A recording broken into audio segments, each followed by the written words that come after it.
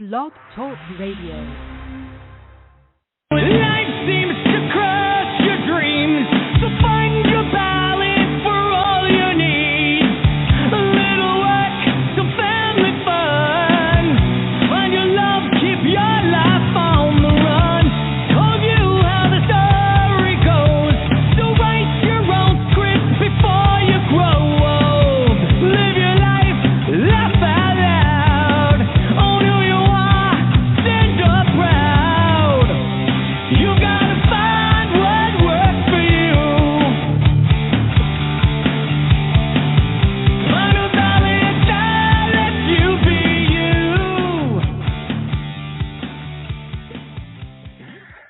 Good evening and welcome to the Star Chamber Show live podcast, episode number 363. Yes, we've got quite a few of them now, and it is a wonderful night in Lexington, Kentucky, where I am broadcasting to you live. This is Stephen Zimmer, and joining me tonight in the co-hosting capacity is the lovely, vivacious, and wondrous Holly Phillippe. And it probably would help if I turned on Holly's mic, and there it is. Hi, Holly. Welcome. I don't know. Usually you can hear me from the other room. I usually don't even require a mic. No. Yeah, you probably don't even need the technology. Probably the whole world can hear you anyway, but it's all right. We're still going to use the tech here, and thankfully there's no storm forecasts in the area. So those exciting times when we've had transformers blow and storms and things, not threatening tonight in our area. So that's good. Not yet. Not yet. Yeah, that's true. We had a great our last week. Of course, with the two guys from Spent, Mike Gonzalez and Ken Mars. And if you go on to YouTube, you can catch on our YouTube channel. You can catch a replay of that show, which is promoting their cancer benefit concert this Saturday night in Lexington at Manchester Music Hall here in Lexington. So, yeah, definitely check that out because that was a really good cause. I wanted to be sure to mention that tonight because it's timely. That's just a few days away, and if you're in this region, it's definitely worth driving out to. Great national club venue. You get all the national acts, real big stage, and it should be a great show. And if you listen to the interview, that was a blast. I had a lot of fun with Ken and Mike, and, yeah, it was a good show. So, yeah, I figured we'd get that mentioned right off the bat there. But, Holly, yeah, it's been, it seems like we've been doing a lot of stuff for the convention over the last week, but we don't have anything like new to announce just yet. We have some new stuff about to be announced, but tonight we don't have a whole lot of new information, but we do have I'll give it to you to talk about, I think you might want to mention, but I do want to say that April 24th is the regular deadline for entries in our film festival and for filmmakers and screenwriters, and it's for features, docs, short films, web series, music videos, and screenplays, except via the Film Freeway platform, and also we take screenplays through the International Screenwriters Association platform. But to get the nice entry fee price, get it in by the 24th. We will fill a large majority of our slots after the 24th. We do hold a batch of them back because we do have a late deadline just to catch some other films that are in production that need a little more time to wrap up.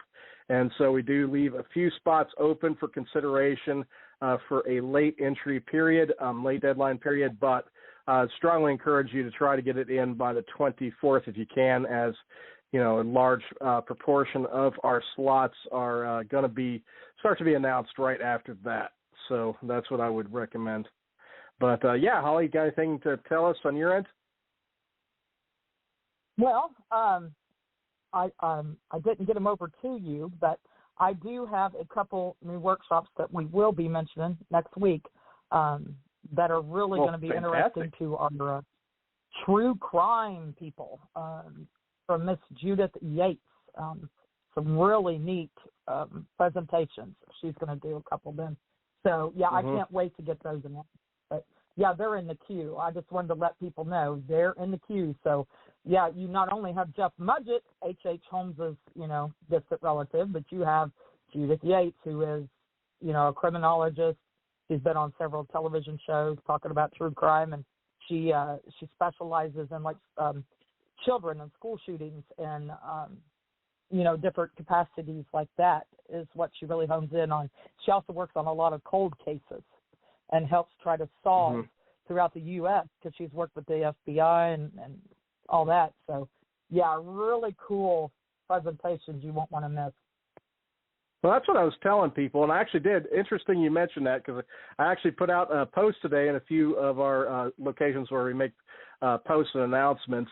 But I was highlighting the fact that, we do have some amazing opportunities for those into true crime or mystery thrillers, those writers that are into mystery thrillers, with guests like Judith Yates and Jeff Mudgett. And there are others that are coming, but those are two that are, I think, really, really shining examples of some of the high end that we're bringing into the convention for everybody. And as you mentioned, I mean, she's been on A&E, Oxygen, Channel ID, and numerous TV shows. She's also, she is.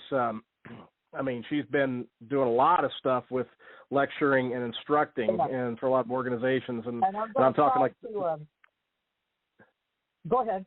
Oh, I was just saying, like the Federal Bureau of Prisons, National Homicide Investigators Conference. I mean, yeah, she is major league. And then Jeff, I just wanted to say, I mean, he's the force behind American Ripper, the big History Channel show, and yeah, definitely a great historian and author. And this is just a killer, no pun intended, a killer opportunity for attendees.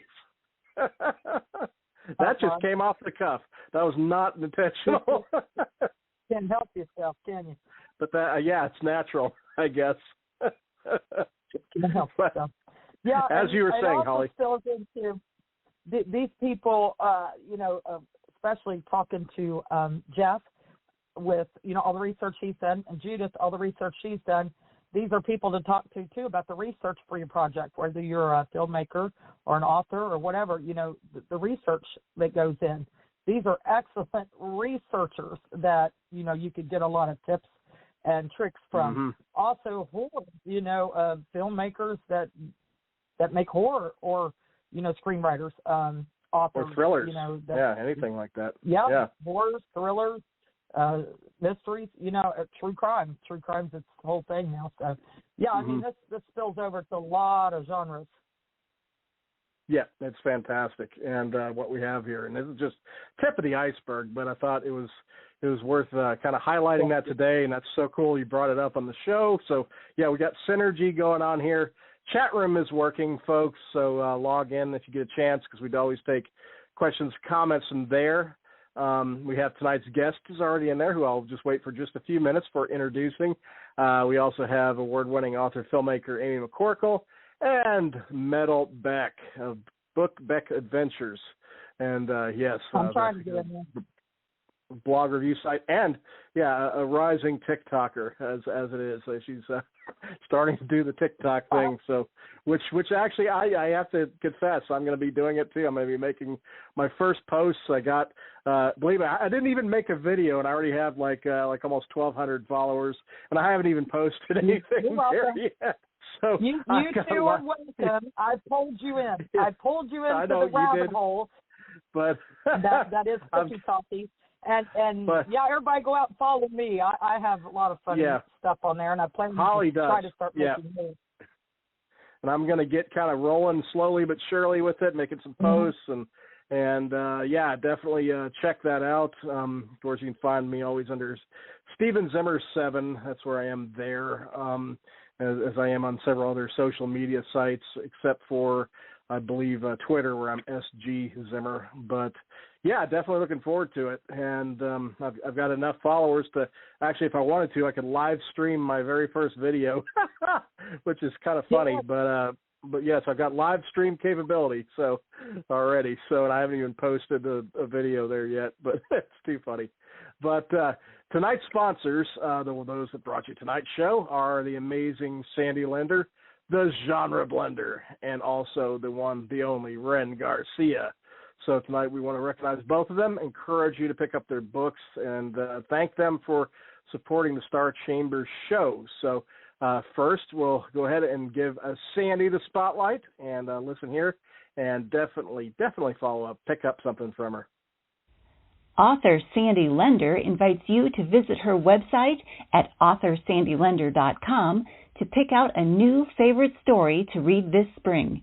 You're sure to find a strong young lady, a clever vampire, a self-assured fairy, or a fabulous dragon to join on a new journey. Start your next adventure at authorSandyLender.com and make some new quest friends. Welcome to Sandy's various fantasy worlds, where some days you just want the dragon to win. Thank you, Sandy. Yes.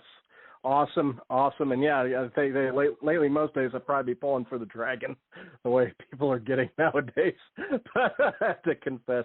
But here we go over to Ren Garcia, and of course the famous question. And Holly, let's have you jump in and be the first to answer once it is done. All right, here we go.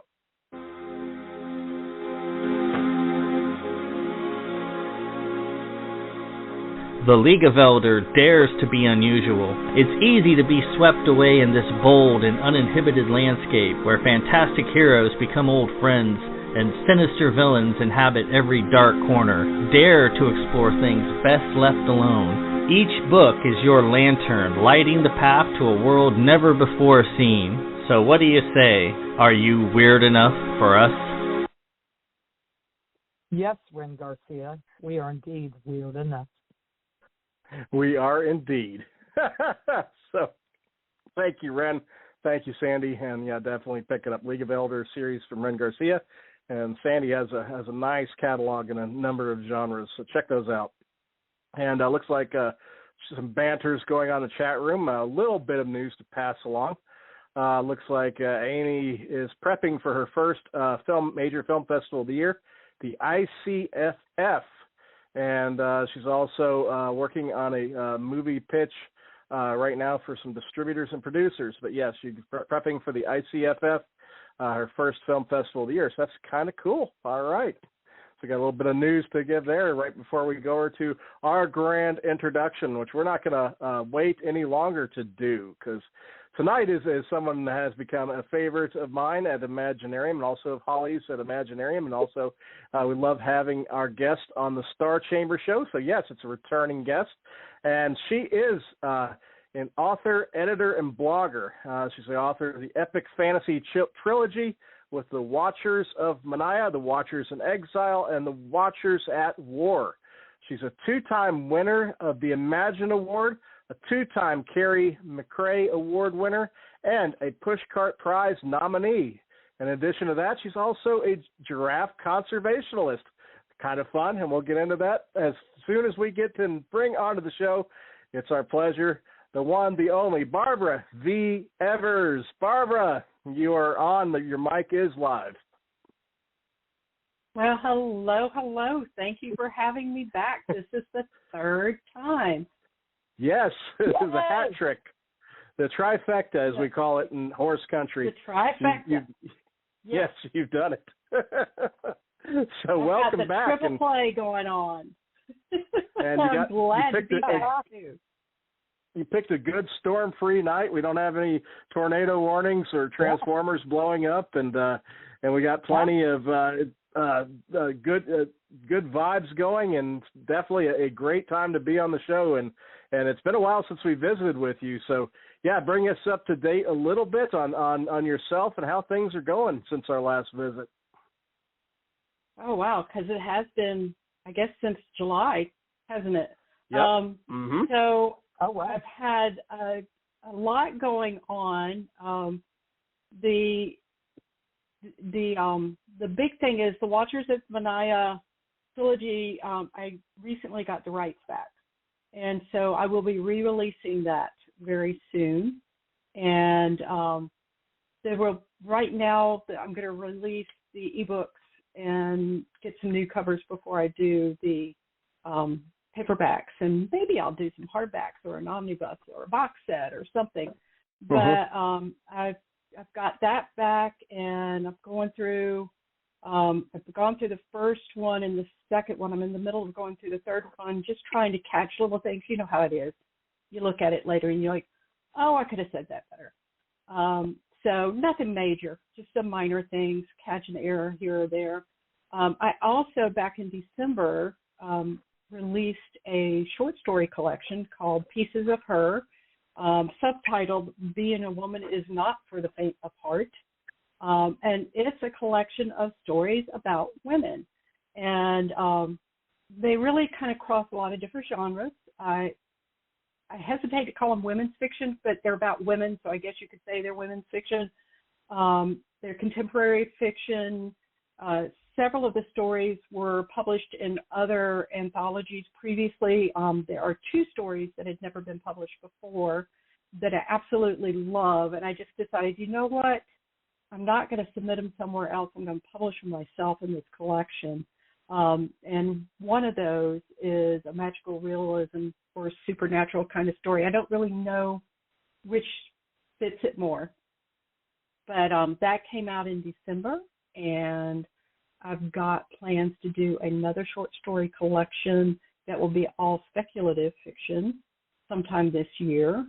And I'm preparing to work with an editor on a book I talked with y'all about last time, a middle grade book on giraffes that I have tentatively titled Giraffing Around, but I don't know if that's going to be a title that sticks or not. So books-wise, that's what's been going on, and I actually head for JordanCon tomorrow, so I'm excited about that, and just a lot happening around here. That sounds awesome, and I'm so glad to hear about the giraffe book. And Holly, I know. Holly want to pick that one up right away along with me. Yeah, that'll be one definitely, because I enjoyed talking to you. I'm glad you got a great segue for that already this early in the show, because I love your interest in giraffes, and so maybe a slogan like "Love, Light, and Giraffe." We'll have to you come up with some good puns and stuff for this one. But is that what again? Love, Light, and Giraffe? Is that what you said? Yeah, instead of love, light, and laughter, we can do love, light, and giraffe. I like that. Yes. It's catchy. It is. Well, I've been trying to think of something to call it, so I'm open to suggestions. Hey, chat room. yeah, kick in there. Laugh, giraffe.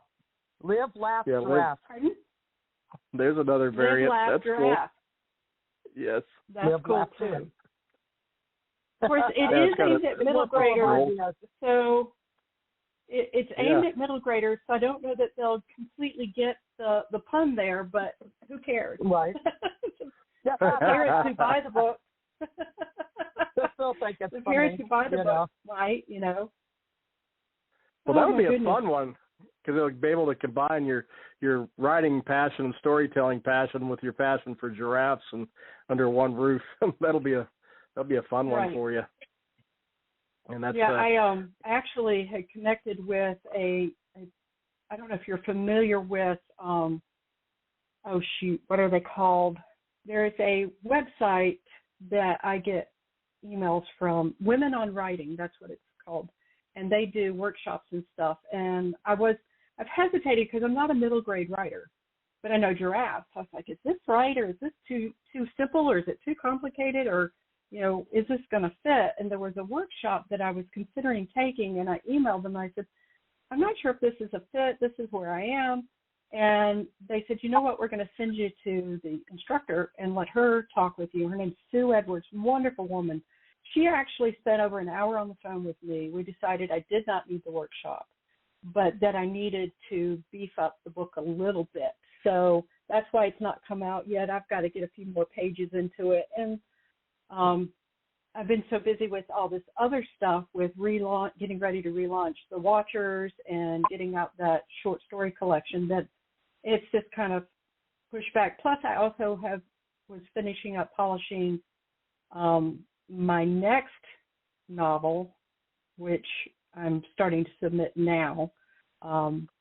So it kind of got pushed to the wayside, but I want to get it out this year. I definitely want to get this giraffe book out this year. Yeah, it'll be fun, and definitely encourage you to do so. I've had the itch to do it's a children's book with a character called Alberticus, based on our cat Albert, set in the Roman Empire. So yeah, it's like a historical children's good book. old Victoria and Albert. Yes. Yeah. Are they listening tonight? Yes, they are. Actually, Victoria had climbed up in my lap in the beginning, and I was kind of like going, "Oh boy," because I was like, didn't know if she was going to smack a button with her tail too fast. But yeah, she actually came up in my lap to start the show. So they are here. She just left out of here, so she's probably coming back to you. She come in here and ate. She was eating, and then when she heard you talking about her, she booted out of here. She's like, I'll see her tail whipping through the doorway though.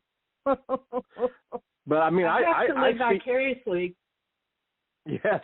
Well, I have to live vicariously through your cats because I'm actually allergic to cats, and it breaks my heart. I know it breaks my heart. But I have to live through other people. Because if you weren't, you could meet them at Imaginarium. I was going to say, I was about to say, I'd invite you to meet them at Imaginarium because we bring them. But I guess that wouldn't be a good idea. We can hold them. So, you can stand by the door and go. Yeah, you can wave at them. we can hold them. I could probably meet them. I wouldn't be able to stay around them very long. And I'd have to immediately go wash my hands. I'd have to go wash my hands immediately. Because it was just, what happens is it gets on my hands and then stirs on my eyes. So it's God. Yeah. Sorry, cat. Yeah, sorry, cat. I love you from a distance. And we actually did have a cat for a while. And this was after I was allergic, and I didn't want to get a cat, but this was when my kids were younger, and my daughter fed the stray cat. So you know what happened. This cat stuck around, and she moved with us, twice actually. So, and she didn't wander off, but she ended up being an outdoor cat because I couldn't have her inside. I felt so bad about that. But she liked being outdoors. She was a tough little booger, I'll tell you what. She was tiny, and she would get into cat fights sometimes. And we had a dog. I'm not allergic to dogs. And we would be, sometimes in the middle of the night, you'd hear something, and it would be a cat fight, and our dog would be going bonkers. And we would open up the door, and the dog would go run off whoever was after his sister. So she didn't appreciate him much, but he did run off the cat fights for her. So cat fights. Yeah, and when one of those happens. Yeah, you can't mistake when that breaks out. That's awful sound. And usually you end up with kittens after that. Yeah, often. Oftentimes you end up with friends for them. That's one of the things we did do is get her fixed, because obviously with me being allergic to cats, we didn't need any extras. See, mine is a breathing thing, or like when they get, because I'm allergic to that dander, but I'm on a lot of allergy medicine for it. Plus I have the COPD, so I'm on, inhalers and stuff for that. I know years ago, my old doctor, he's like, if you just get rid of your animals, I said, no, that's not happening. I said, I would rather, have trouble breathing and sneezing and my chronic sinusitis and keep my animals. But I don't break out in rashes or nothing like that, blisters or nothing. Mine just like, if Vicky gets in my lap, every time I won't see her, or she'll be asleep by me, not bugging me. I go in the office, turn open my laptop, pop it open. Here's Vicky in my face, in my lap.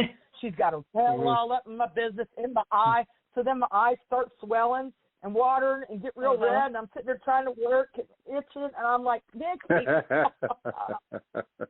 It can be rough too. She'll get settled down some, but she's definitely ADHD like her mama. And Albert, he's just chill. He's just like, leave me alone. I'll come to you if I want pet it. Otherwise, just I'll do my own thing. He's quiet. Yeah. Hey, I heard y'all talking about them on. I don't remember. I've been, I listened. I was telling Stephen before the show started. I listened to y'all's podcast at other times because usually I'm putting kids to bed about now and stuff like that. So I'll listen to y'all when I'm walking or driving or whatever on my Apple Podcast app. And y'all were talking about how Albert's kind of chill and Vicky's not. Yeah. No, yeah, that's the way it is. Yeah. Bonkers, man.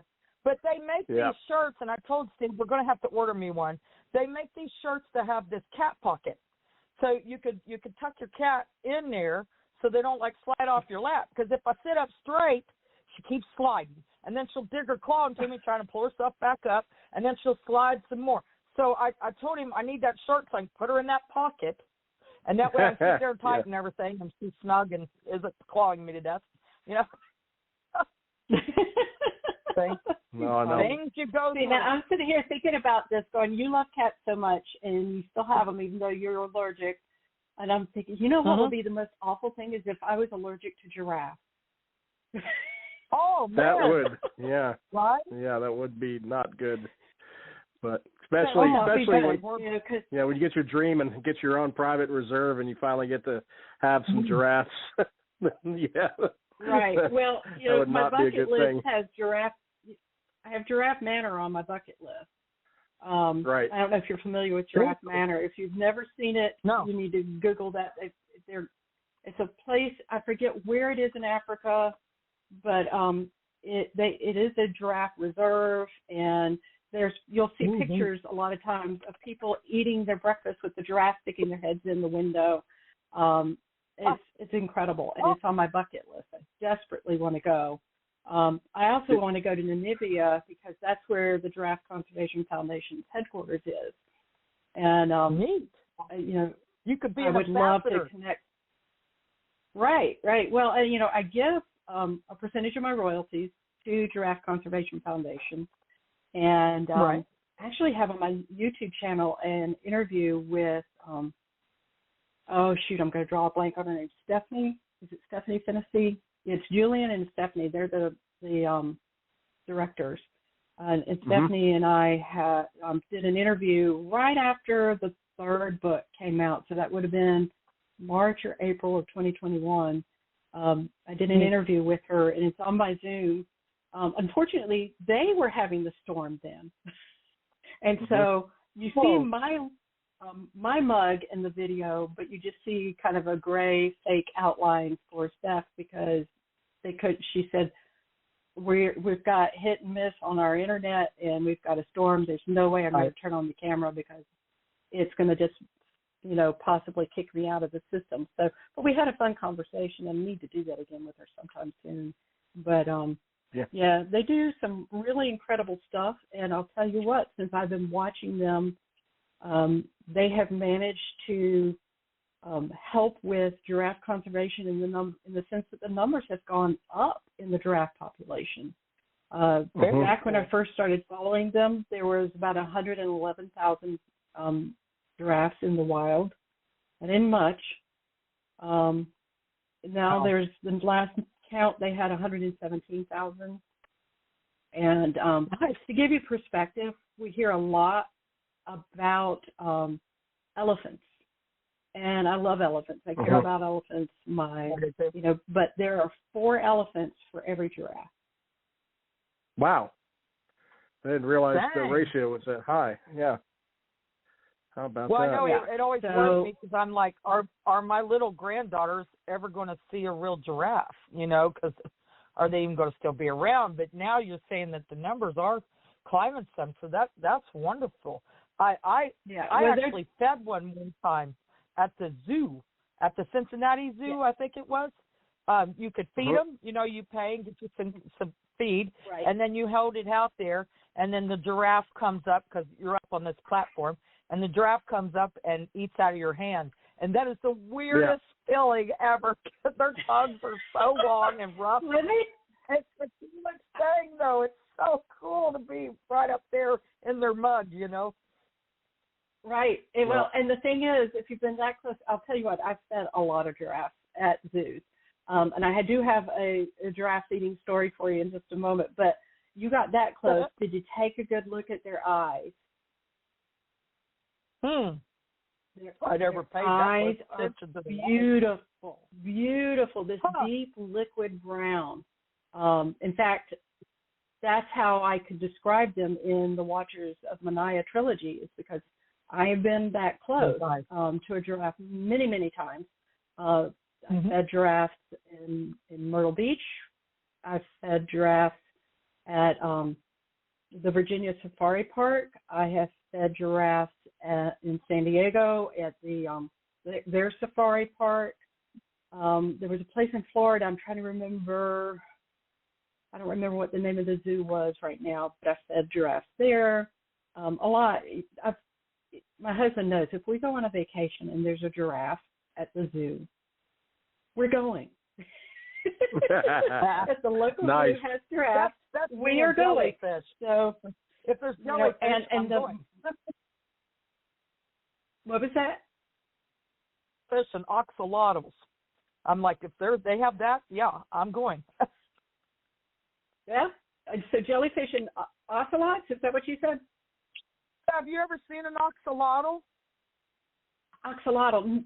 You know, my granddaughter showed me a picture of one. I'd have to look it back up.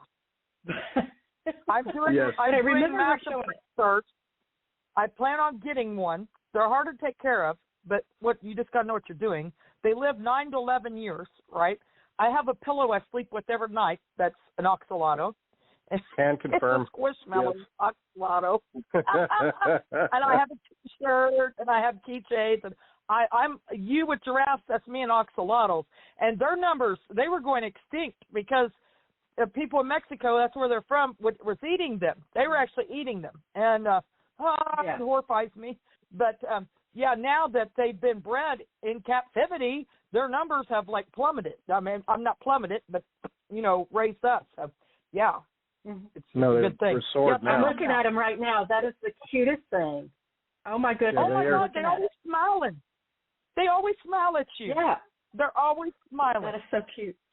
Well, I tell you what, I am looking at this giraffe manor because Barbara said to Google it, and I am impressed. We should hold a writer's retreat there with Barbara, and it's a historic manor house set in 12 acres of private land within 140 acres of indigenous forest in Nairobi. And it used to be, I guess, looks like an old school, classic era hunting lodge from like the 1930s. That's grown into being one of the most iconic hotel boutiques or boutique hotels in the world. And yes, I'm staring at a picture of these giraffes up and personal with people and at their windows. It's awesome. So, it's incredible. We need to go. It's absolutely incredible. Yeah. So let me tell you my giraffe feeding story. Yeah. Let me tell you my giraffe feeding story real quick. So my husband and I were in Virginia on a vacation, and we were at Virginia Safari Park where you could see giraffes, of course. And we went to the giraffe feeding station, and we did that for a while, and then we drove through the little safari thing, and then we came back to the giraffe feeding station because you got to start it in with the giraffe. But this was back when the digital cameras, this was before your cell phone was a great camera. So we had a digital camera, and we, riding with giraffes. I see that, Holly. That's great. But anyway, we had a digital camera, but back then, this would have been, I don't know, I'm trying to think what year, 2006, 2007. So back then, if you took a picture with a digital camera, there was a delay before you could take another picture. Yes. Do y'all remember that? Okay. Yes. So my husband set up with the camera, and I'm over there, and they had these crackers that you were to give them. And I was getting ready. There were 2 giraffes just waiting. They just wanted this cracker so bad. And I was getting ready to give them to them, but he had just snapped a picture, and he said, wait. So I had to wait. And so once the camera was reset, these giraffes are eyeing me and this cracker like you would not believe. They're like, woman, I want that cracker. The picture is not what we were expecting because the giraffe, they've got this really long tongue. They're like 17 inches long. They do. And the minute I held it out, one of them whipped that tongue out, and he almost took my rings off my hand. I was like, ah! And so instead, we had this picture of me kind of reared back with this weird look on my face and my hand pulled back. And my husband's like, what did you do that for? I said, because he almost ate my rings.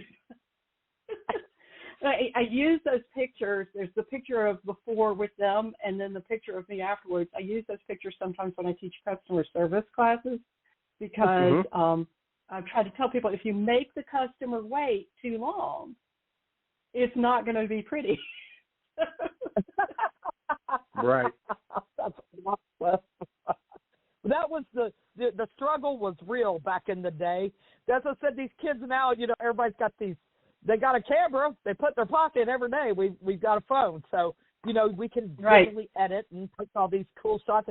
No, back in the day, we had to take a picture. You got like one chance. You could sit there and snap multiple times if you had like a 110 or whatever, but you didn't know what the heck they were going to look like till you went and developed them.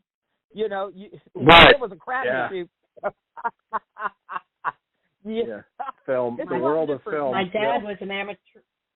My dad was an amateur photographer, and he never. Of course, he passed away in 2005, so he hasn't seen all. He didn't see all that has come from cell phones and everything. But he never understood the digital camera. He's like, film is so much better. Film is so much better. And there's a movie that was on Netflix recently. I think it was called Kodachrome, about a photographer who was still photographing on film, and the last place to develop film was going to be closing down because they weren't going to be making it anymore. And it was about this father-son trip. They don't get along well. And I saw that. Son. Yeah, I think I saw that. Yeah. It made me think about my dad. So he wasn't like that dad in that movie, but except for the whole photography, the purist. And even my daughter Heidi, who's the one in California, she's a photographer too, and I think she still has this fondness for film, and I don't know if you can even develop it anymore. Well, you have to go out of your way, but there are. You can order the stuff. You can send them off, and you can order the stuff to do it at home if you want to create a room, dark room. Right. But I know there's a lot of places that have now reverted to teaching the old way once again because of the interest in it, especially these Zs coming up, the Generation Zs. They're interested in the old technologies. Metallica, the metal band that we love, come out with a new album the other day, and they have cassettes. They're making cassettes. They make cassette. Yeah, they even released a cassette. Yeah. So old school stuff is kind of making a comeback in a lot of variants, and there's a fascination I think with it. But I think there's also something to be said for the physical formats and film. I think there is a certain texture look that film gets that is different, and that's both with motion pictures and photography. There is something to it, it's not anything that you'd notice right off the bat unless you're really paying attention, but there is a qualitative difference, I think. Just like there is with vinyl records. Like she said, it's a purist thing. And the difference in the dynamics and the shadowing, and there was more of a curveball to it. There was more art. There was more skill. There was more mastery that I think you had to develop, especially if you were doing my God, if you go back to the pen types, for goodness sake, with the, the black and whites and all that, I mean, you had to use a lot of different techniques. It wasn't just, let's snap this beautiful picture and I'll take it to photo editing and edit this and edit that. No. Yeah, Photoshop you had to put all of that in. There was no Photoshop. You got what you got. You had to do it. That's it. You had to create that illusion in front of your eyes before you took that picture. So, there was a level of mastery to it. Yeah, my first camera was an old box camera. You remember those? Oh, yeah. Do y'all ever have a box camera? Yeah, my first camera. I don't have one, but yes, I do remember those. Yeah, I wish I still had it. I wish I did, but I don't know whatever became of that. But And then when I was like 10, they gave me a Kodak something. I don't know. It was a little snap camera before the 110s, but yeah, I still have a good camera, and I use it sometimes, but it's digital. It's not, regular film. So, but anyway. But I think it's crazy, though. I've lived through so many changes in the filmmaking and video world. I mean, back from when you were just happy to have broadcast quality digital files in the digital video world, all the way to today, where my phone can take 8K video. I mean, it's just, to me, it's just insane just to think of how rapid that's all advanced just in my lifetime. And even going back to the days of Betamax and VHS, I mean, it's crazy. Right. I mean, some of the technology advancements, but I think you're right. Along the way, some of the art is lost along the way, and some of the patience and the attention to detail. I was just showing Holly, somebody was contrasting, showing off a exhibit of modern art, which is basically a painted toilet in a museum, and then they were showing a 1759 sculpture from Naples that was magnificent in detail, sculpted on one block of marble, that had all the netting over this guy with an angel kind of breaking through, and all the ropes were. I mean, you go right on top of it, and the texture and the rope was detailed to the max, and it took him 7 years to do this, the artist, and 7 years to sculpt that out of marble, and it's down in a church in Naples, along with some other pieces. But looking at that, and then then what passes for modern art today, I do think we lose some things along the way with changes in formats and all, and the care and time and patience that goes into some of those older formats.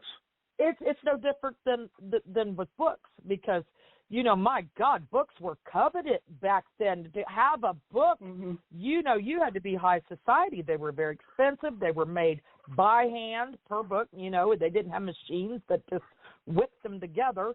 The binding and everything. It was a coveted thing, and now you look, and my God, people get on there and just go to Amazon, and it's insane, how different things are. When you look it's back, funny to think about. That would have taken years, or months, years to do. I don't know if you've ever seen the show You, Barbara, and it's about basically this crazy psychopath who happens to be a connoisseur of old books, and so throughout the show they show him doing the original process of binding books, like hand sewing them, making actual covers by hand and stuff, when he's repairing like old books from the 18th, 19th century, and it's like wow. I mean, it just blows you away, the craft involved in bookmaking from the old world, when you actually watch how they did it, and then today, we got ebooks. It's crazy. It's crazy. It's wild. It is wild. But then a lot, it is coming back. People do like the hardback books, or the the regular. I have seen. Books that people want print again. It's kind of nice, actually. That's the one thing that amazes me, is that with the books, they still say that the physical book is still selling great. And that's good to know, because a lot of times you think, oh well, the ebook has come and that's going to be the end of it, and but there's a lot of people out there who want that physical book. I know people who get the ebook and then they get the physical book too. They get both. I see that too. It's pretty cool along those lines. And one of the things that I'm hoping to do that I wasn't able to do with my previous publisher is get a hardback of my books. So, I don't know when that's going to happen, because I want to do new covers.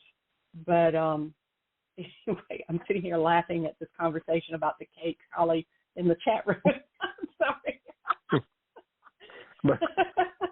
The chat room gets fun, I tell you. The chat room's going wacko tonight. It's just Beck and you and me. But oh my goodness. Well, maybe Holly. Maybe we'll see a return to hand-sewn hardbacks with Barbara's trilogy release. I did it one time, and that was the last time, the first and the last. I'll never do it again. Yeah, you've done it. Yeah, you've done it, Holly. I have ever been through, and everybody else did double what I did. I did half because I said I'm going to get through it, but this will be the last time I ever do this because no, that's not for me. I'll admit when I don't have the skill. I don't have the skill for that. That's not for me. It's my pay grade. Well, yeah, it's hard. Yeah, I'm not going to do it either. But I have to tell you now, my granddaughter, who, two of my grandchildren actually live with us, and my granddaughter, she's my artist. So good. And she has this assignment right now that she's doing for one of her classes where she's taking Spanish, and they have to create a menu in Spanish.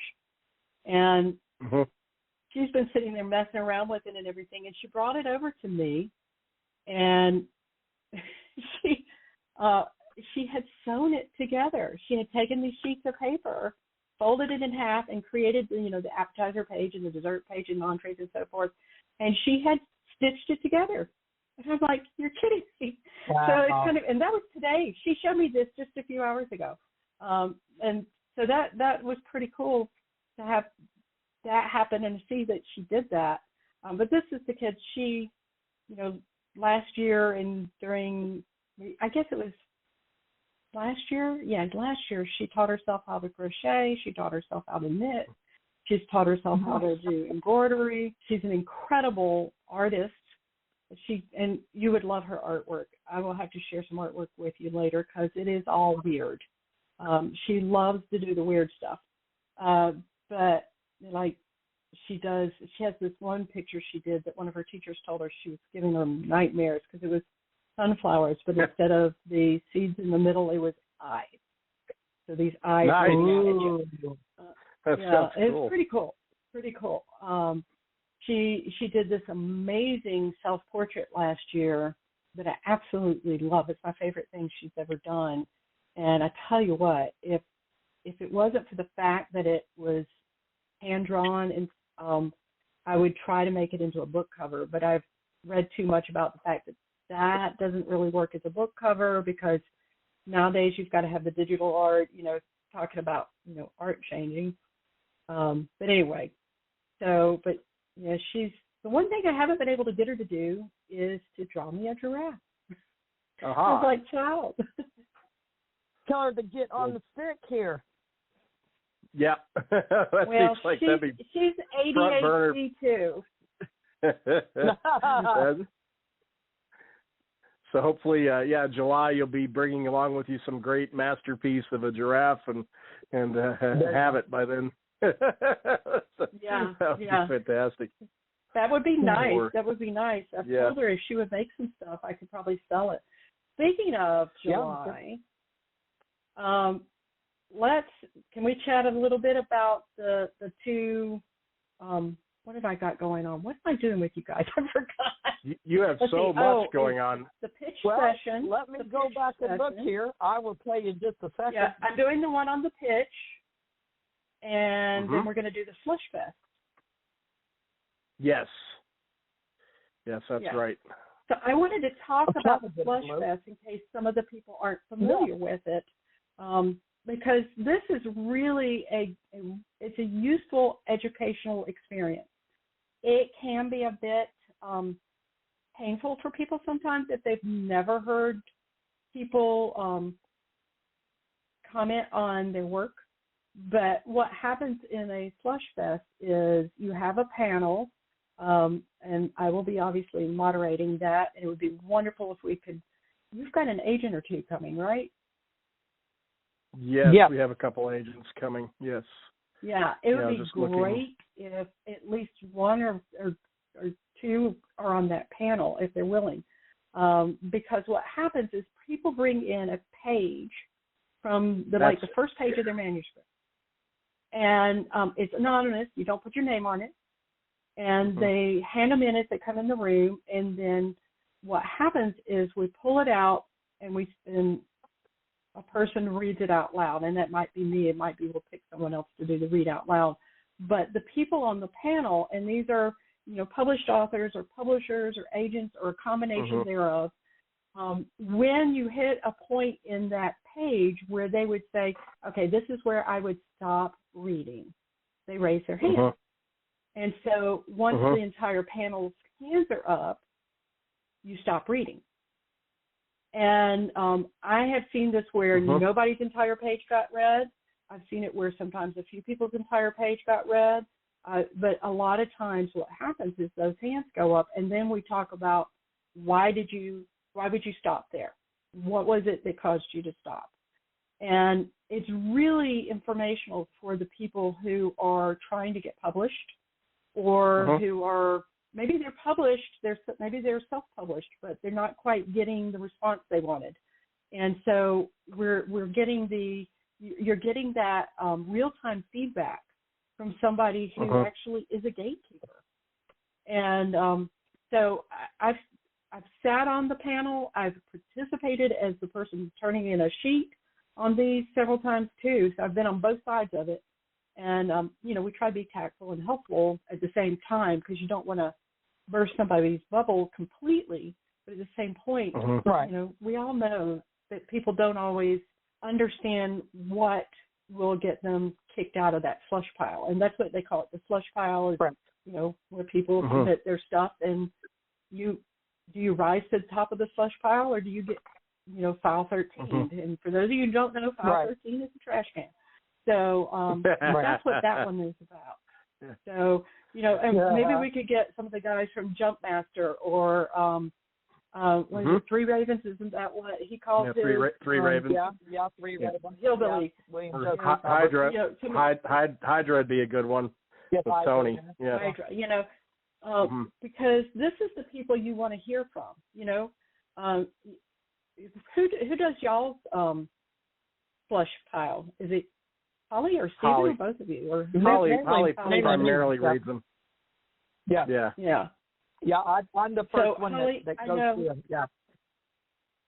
I know you typically are run ragged by conference time, so it would be great if you sat on that. But I understand that you probably won't be able to. Heck yeah! If I can make it, I'll come in there. I'll pop in there. Yeah.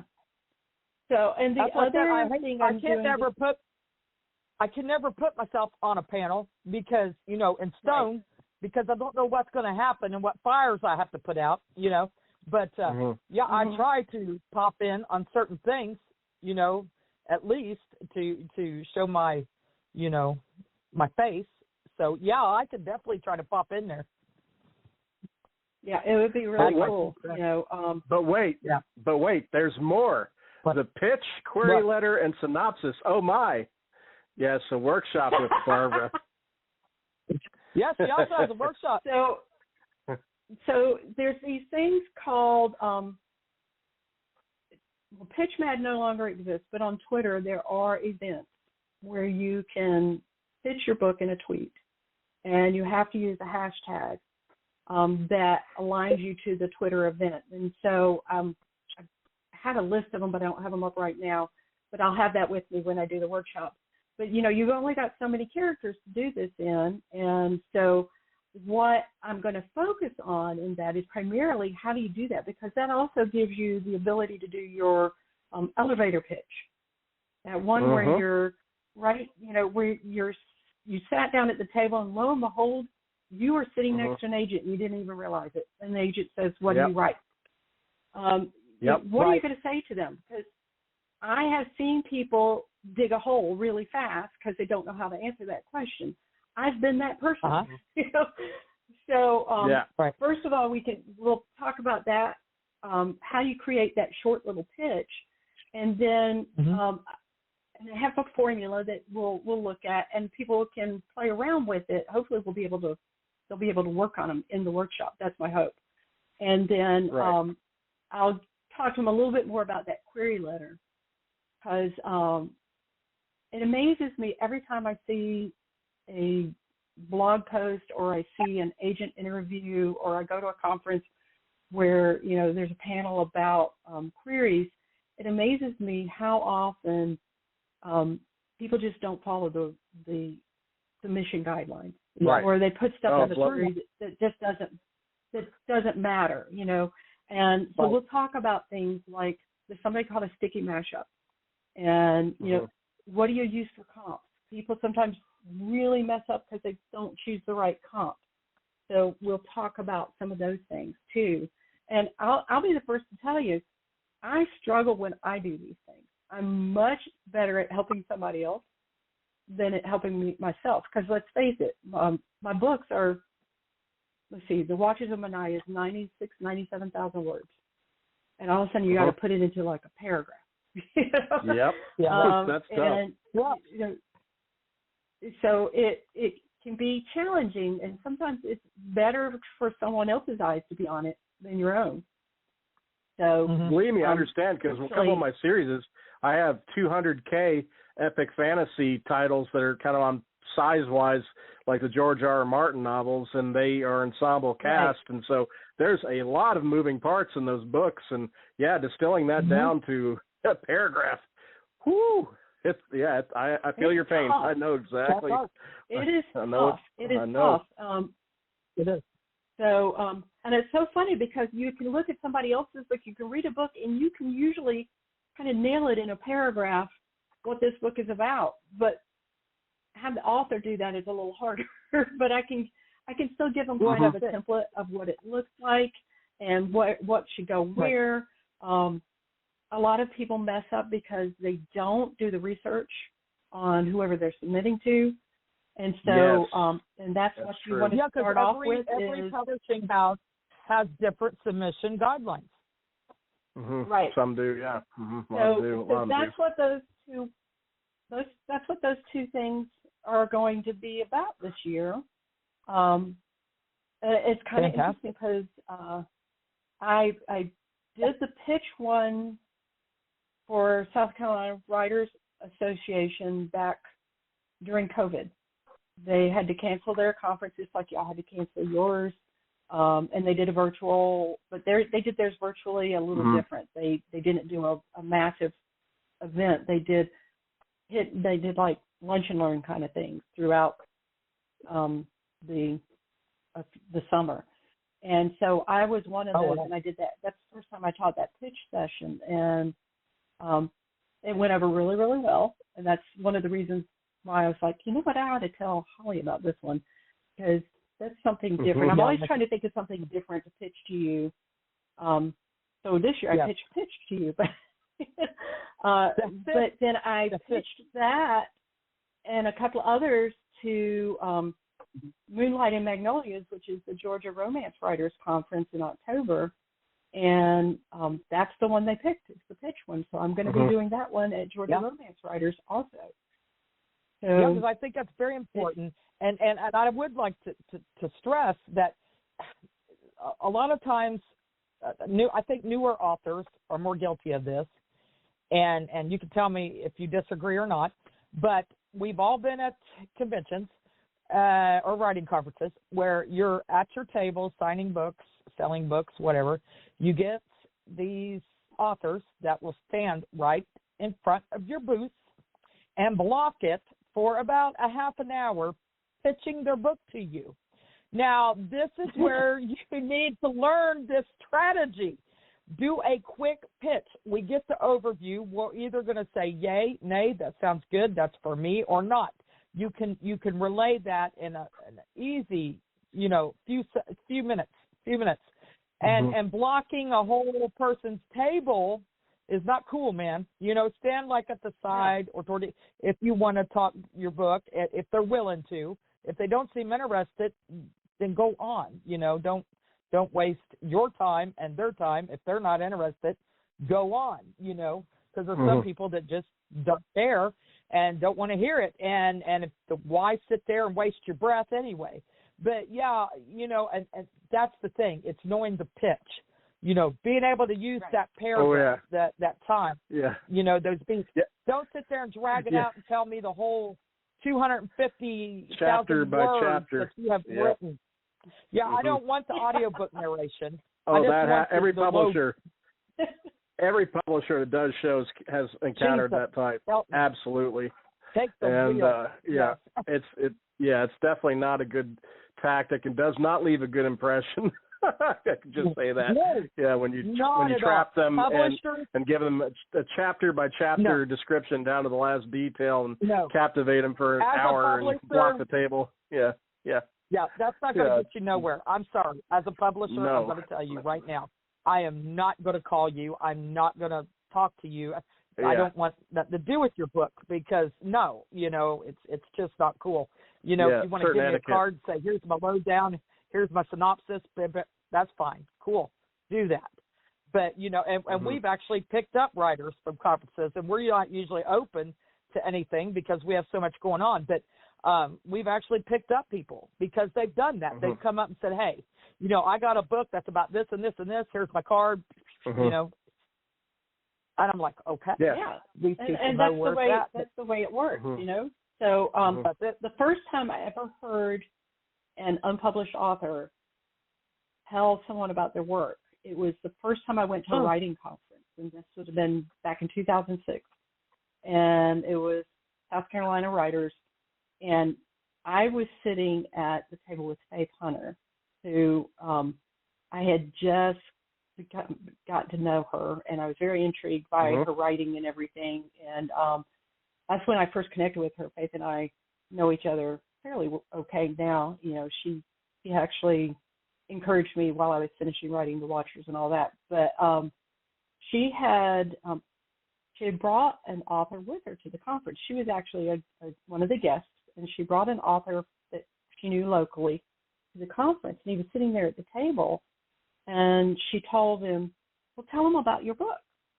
First-time author, his book was 250, 300,000 words, which, first-time authors, nobody's going to pick you up with that. And he spent the next 15 minutes going on and on and on about this book.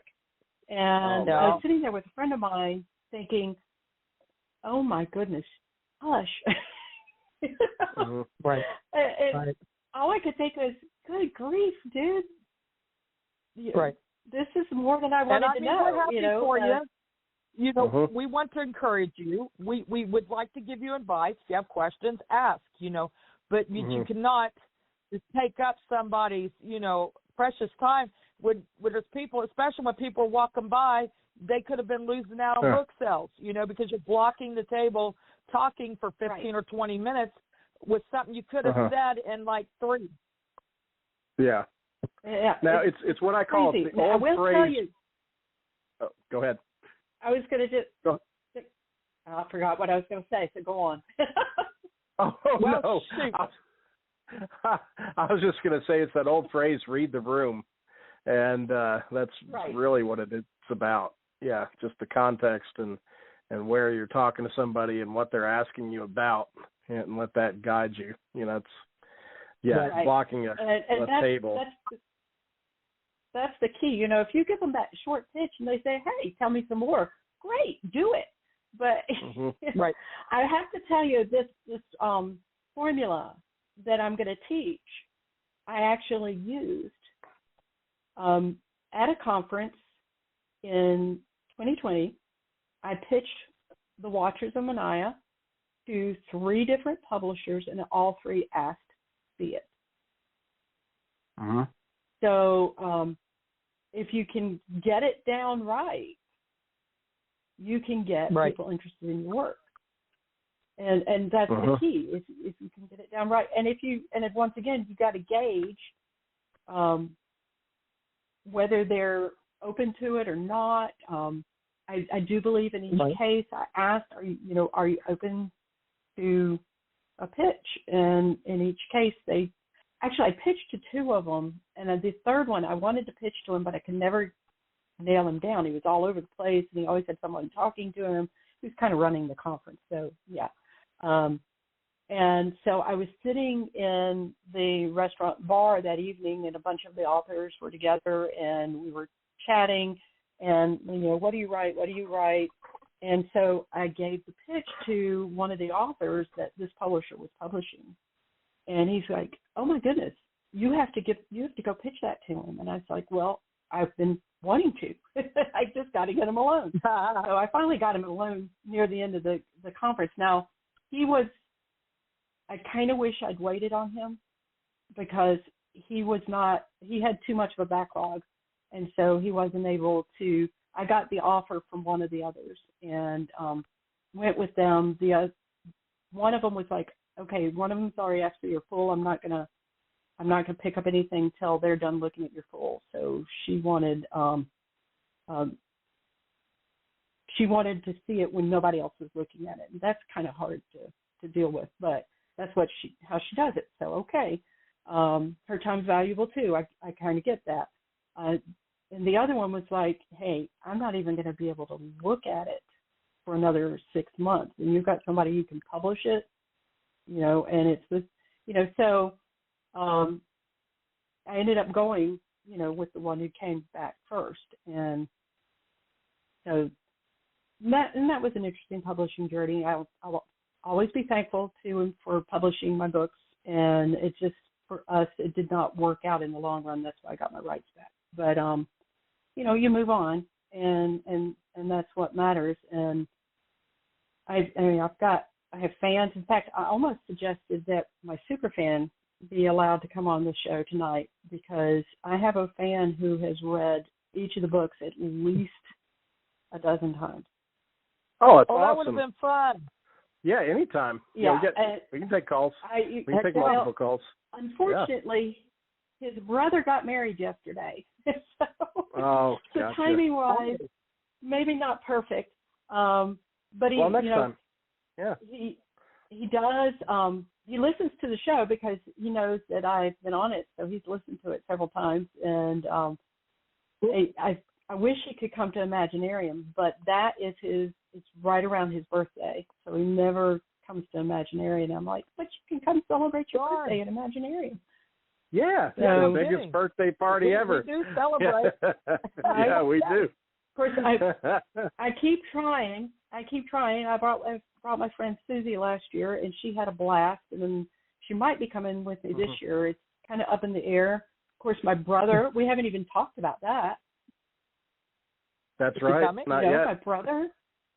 Not yet. No, we haven't talked about that. My brother's coming this year, and he is nominated. He's a finalist. So that's pretty cool. Right. And what was funny was he did not know. I came onto the show late the night y'all did it, so I didn't hear the announcement. So I had to wait until I could listen to the recording later to see. And so I was sitting there the next morning kind of listening to it, and I didn't even know which, I knew he had submitted, but I didn't know which categories he'd submitted in. And he's nominated in, I believe, the YA category, and which he's up against some tough people there, I'll tell you what. But all of a sudden y'all say Henry Vogel. I'm like, oh my gosh. Yeah, Henry Vogel, yeah. That's I was going to say that's Henry Vogel. Yeah, I did him and, said, FYI. And I'll tell you what, he and his wife have had a very rough year. Her health is not great, and they've had a very rough year, and it was the boost he needed. It was absolutely the boost he needed. So he got super excited, and I didn't think they'd even try to come because they live in North Carolina, and travel is tough and stuff like that, but nope, they're coming. We're going to share a table in the vendor's room or wherever you put us. Fantastic.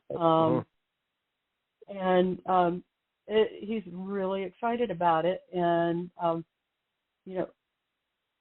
he's got a lot more books out than I do. So, in fact, his publisher initially wanted to publish The Watchers way back when. But it was small press like you guys are, husband and wife, and the wife, right at the time where they got the manuscript, and I didn't hear, and I went back and asked Henry, what do I do? I'm not sure if I should contact him yet. I don't know what their time frame is. And he said, yeah, go on and do it. And it still took a little while, but the guy came back finally, and he said, we really wanted to publish this, but right now we just can't. And it was a health situation. Yet, that's the thing with the small press is that things get in the way. His wife's cancer came back, and so her cancer came back, and unfortunately she passed away back, I think, in October of last year. So she battled for several years, but he did tell me, he emailed me back because I forget what it was, but we chatted a little bit via email, and he said that when he told her that he had turned me down, her response is, "But I loved that book." So she had such a, it was so sweet. But and when they were published, he promoted them. So he wasn't publishing them, but he promoted them. So and that's Rampant Loon Press, and also do. I love that. Stupefying Stories. Yeah, I saw the name Rampant Loon. I just was like, oh, that's great. What a name. That is awesome. And your brother is a historical figure. Evidently, he's the first ever online comic book pro, because in 1984, I guess he did a comic book online in the days of Usenet, before the internet. And so he may well be history's first online comic book pro. Yeah, so historically he might well be. I think that could actually be argued in the industry. Yeah, so that's pretty good. I know he did the comics because he and a friend of his did the Southern Night back in the 80s, and it was black and white because, as he put it, the difference between black and white and color was the national debt. But they did it, and I want to say Jackson Geist was the artist at the beginning, a guy who actually went on to do some great big stuff with their artists. But my brother and his friend David did the stories, and David actually did the lettering, and it was pretty cool. And then later he worked with David Anthony Kraft, and did some more stuff. And I've lost track, but I do have some of I have the Southern Nights comic books still, through a brief period of reading comic books back then because he was doing it. And so I got interested for a little while, but I didn't stick with. I'm more of a book person. I just, Right. Me too. I was that's how I was too. So, yeah. Yeah. I did like Archie. He always loved them. Did you ever read the Archie comics? Yes, I loved the Archie comics, but of course, a true comic collector turns their nose up at that. So. I know. But I loved Archie.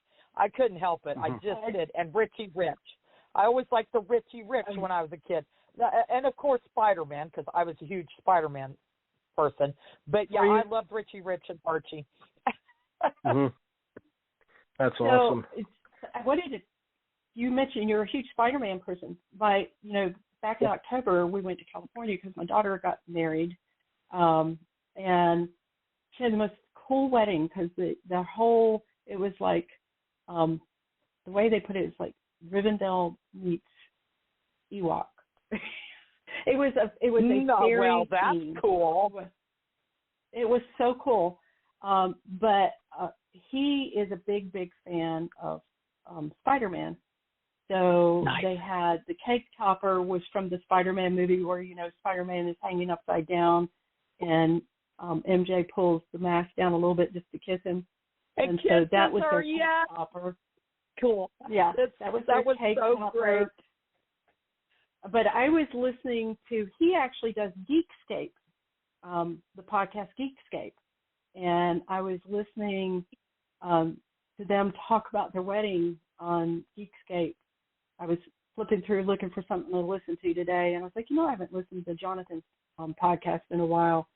So first I did that, and then I listened to his most recent one, which came out, I guess, yesterday, and it was about a filmmaker, Jonathan and Heidi, my son-in-law and my daughter, are in the film industry, but they were talking about this. He had this guest that's doing a documentary on someone who their father was a hoarder of comic books, and when he passed away, there were thousands and thousands and thousands of comic books, including some very, very, very, very valuable ones, like $3 million comic books. My and God. So it's a documentary called Selling Superman. And I think, if I remember right, you can look up Selling Superman and see information on it. Yeah, Selling Superman. But also you could go look at geekscape.net, and Jonathan, the guy who runs that, he's been doing it since 2005. That is my son-in-law. So, and he's a filmmaker and he's a scriptwriter, and Heidi is a filmmaker and a scriptwriter. I would love, Holly, I swear, we need me, my brother, my daughter, my son-in-law. We could do an all in the family panel. If we could get all of us there. Kidding, right? It would be really cool, because you have had, like, I think you've got Nick and Kevin Steverson coming this year, right? Yes. Yes. Yes, that is confirmed. Yes, so they're going to be on a panel family together, too, yes. Yeah, because that's father-son. Yes. Really cool guys, nice guys. Yeah, it just, I was saying, man, if I could just get all the, artistic people in the family together, that would be pretty neat, and unfortunately, they've spent a lot of money on getting married, and then they went to Thailand for their honeymoon, and they're trying to figure out, she loves elephants, I love giraffes, so they went to one of the elephant sanctuaries, and they did all sorts of I stuff. have to ask, because I'm a foodie. I'm a big foodie, and I'm a home chef. Not a cook. I'm a home chef because I have studied for way too many years, so I call myself a chef. And Stephen will vouch for this. It's spectacular. I'll make anything. I know I love ethnic food. So, my spice cabinets are cabinets, plural, are crazy. But I have to ask, did they go on the boats and go to like the restaurants along the edge of the water? Because in Thailand, you can take these boats, and go along, and you can get like, some bao buns here, or, you can get you some pad thai here, or, whatever their offerings are, the fish, the fish on a stick or whatever, and they got these boats. You just travel on these boats. You don't like pull up in a car and park. No, you travel in these boats because they're right along the water. It's the coolest thing. I have no idea. To do that. It's on a bucket list. You'll have to ask them. I have no idea. I don't know. It just she is Heidi Cox on London. my bucket list. Her name is Heidi Cox London. She's gone to the hyphenated now, and so find her on Facebook and message her and say, hey, I know your mom, and I've got this question because you went to Thailand. She'd answer you. She would answer you. You really should check her out because fascinating. She went to Hollywood back in 2000. Wait a minute. I guess it was 2006 because Victoria was born in February 2007. My granddaughter's too. It was right before Victoria was born. She moved out there. And she drove across the country by herself, took everything that she could in her car, and she was pursuing her dream of being an actress. And I was never so proud of somebody in my life for having the guts to do this. And good for her. When she ran into issues of, everybody's beautiful out there. It's very hard to break in. And so she said, you know what? I can do this myself. So she formed a production company called Dweeb's Darling. She created a web series called Stalking LeVar based on two girls who thought LeVar Burton was their best friend. They're a little wacko, so they kind of stalk him. And she plays one of the girls in the LeVar series. Burton. And he knows her. I mean, she's met all these people, you know, Oh from my God, that's Star so Trek cool. Next Generation. I wrote She LeVar, knows. trying to get him to Imaginarium. I love LeVar. Well, good luck with that, because she did eventually do I know. a feature film, and he initially said he would do the feature film, like one of these 30-minute films. He said he would do it, but then she ended up having to change the title and get someone else to do it, because the film was called Chasing Fletcher Allen, and it won some awards. It's so funny. But she's worked really, really hard over the years, and then they put this wedding together. They did a DIY fairyland wedding, and it was just beautiful. They made all this stuff. She had brides fae and fays of honor and flower fairies instead of the typical, you know, bridesmaids and everything like that. Yeah, it was so love cool. it. I'll have to show you pictures. Please do. It was just amazing. I love it. It was amazing. She made fairy light centerpieces and all sorts of cool stuff. Their wedding book was the Never Ending Story book. No. Yeah, it was beautiful, beautiful. And the one thing I want to get that I need to tell her is she gave all of her brides fae and fae of honors ear cuffs. So, like, the fae of honors got elven ear cuffs, and the rest of the brides fae, theirs were more floral. But she had one male bride fae, and he had a dragon ear cuff, and I so wanted that. I was like, I want this. It was so cool. Well, she is our person, man. She would fit right in with us. Oh, yes. Oh, absolutely. The both of them would. So maybe we can get them by next year. No kidding.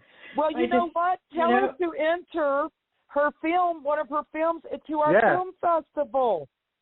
We still have entries for this year. I have mentioned it before. So, and she's always like, well, we're in the middle of you know, fixing it or updating it or whatever. I don't know. But I have mentioned it. I know Jonathan, he's shooting some film in Utah in June, but I don't know what it is. But it was a big deal, whatever it is. So they're doing okay. I'm proud of her. Yeah, heck, we'd like to get them out as guests. Yeah, absolutely. I know you would. They would be absolutely incredible. Yes. You know, it's just trying to do stuff on a budget, you know. I know. Yeah. They go to Comic-Con. You know, they go to a bunch of the Comic-Cons. In fact, he proposed to her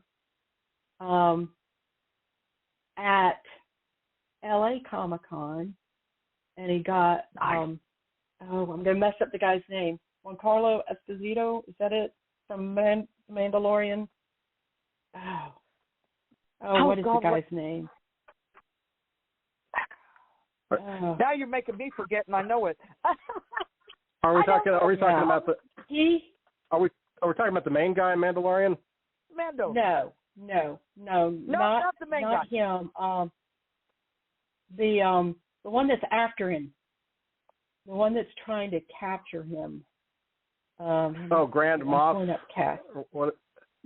Yeah, Giancarlo Esposito. Yes, I can't think of his name to save my life right now. Yeah, and I don't think I'm saying it right. Pedro Pascal, who I was talking about. Oh my God, Pedro Pascal. Yeah. Wow. No, it wasn't. But it was. Jonathan was interviewing him at LA Comic-Con, and he worked it out with him in advance that at the end of the interview he was going to help him propose to Heidi. So he proposed to Heidi in front of like 1,000 people. Oh my God. And I knew about it for a couple of weeks in advance, but I couldn't say anything to anybody. I was sworn to secrecy, so I had to keep my mouth shut. So that was pretty cool. But the thing is, Jonathan got Heidi. That's the kind of, some girls would have hated that. But that's exactly the kind of thing she loves. Oh, I would have thought that was badass. I would have loved that. That's awesome. She loved it. And they did this whole thing about, did you lose the ring? It was funny, but that's cool. We do have to get them out there, but at least my brother's coming. Oh my God, here. Yeah, you get part of it. That's gonna be fantastic. I can't wait to meet him. That's gonna be awesome. So we are coming up on about 4 minutes and 30 seconds. So oh my God, already? Yeah, it's time has flown here. So, but I want to make sure that Barbara gets time to get her contact info and sites and social media out there for the new fans that'll be coming aboard with her. Sure. Thank you too for letting me do that. So pretty much anywhere that you go to social media, the major outlets, Facebook, Instagram, Twitter. I do have a TikTok channel. I need to post better on that. YouTube. What am I missing? That may be all of them. And my website is Barbara, and then the letter V, like V as in Victor, V as in Vogel, actually. Evers. So Barbara V. Evers. And in some cases, there is Barbara V. Evers author, or there's underscores between Barbara and V and Evers. But if you look for Barbara V. Evers, you should be able to find me. It almost always has me with the picture of me with the giraffe, and that picture is, in fact, if you look at me in the chat room, there it is. Yep, that's at San Diego Wild Animal Park. But you can find me there. My website, barbaraVevers.com. If you want to keep up to date on everything, I do have over in the left-hand side of my website the subscribe to my newsletter. And I send out a newsletter about once a month. And in that newsletter, you get some advantages that other people don't get. You get up-to-date news. You get a free short story every time. Or this month I had a lot going on, so I actually pulled a piece out of the Watchers in Exile. But a lot of times it's short stories. I've done some short stories that are in the Moniah world that have not been published yet. And so there's a lot there. And if you subscribe, you get a free short story right off the bat, and you get inside news, and I think that might be it. I feel like I'm forgetting something, but books will be coming out, and like I said, I'm going to be relaunching the Watchers of Moniah, Watchers in Exile, and Watchers at War very soon. If you're going to JordanCon, I do have some stock with me, and I do have the book Pieces of Her out that it's not speculative, but there's some really cool stories in there. Yes, short story collection. That sounds awesome. Yeah. Yes. And where is your next book signing? It would be this coming weekend at JordanCon. Okay. All right. So come see me. Well, yes, definitely. And now we all got to collaborate to do a writing retreat at Giraffe Manor in Kenya now, in Nairobi, evidently. Yep. So we have a project now to work on together. But thank you so much for joining us tonight. It's been another awesome visit and great to catch up to speed on all your activity. And wow, you've got a lot of writing projects going on in re-releases and new books and books about to come out, and that's exciting, and I can't wait for your middle grade giraffe book. That's going to be fantastic. But thanks for joining us tonight, Barbara, and I'll let you and Holly take things out here. Okay. Well, so Barbara, thank you for being with us, and I'll take this time to make a point about anything that you'd like that we hadn't covered. We covered everything. We talked about cameras even. You know what? I'm just happy to be here. I love you guys. I love Imaginarium. I'm excited to see you all in July. Thank you so much for letting me be on the Star Chamber show, because this is one of the podcasts I listen to regularly. And I always learn a lot of neat stuff here. So thank you so much, and I look forward to meeting some of the people who are listening to this at a future event. And listeners, join us next Wednesday, 9 p.m. Eastern Standard Time. Another great talk. Learn some things. Get amused. Have a few laughs. And another great guest. Be creative. Talk to you then. Goodbye.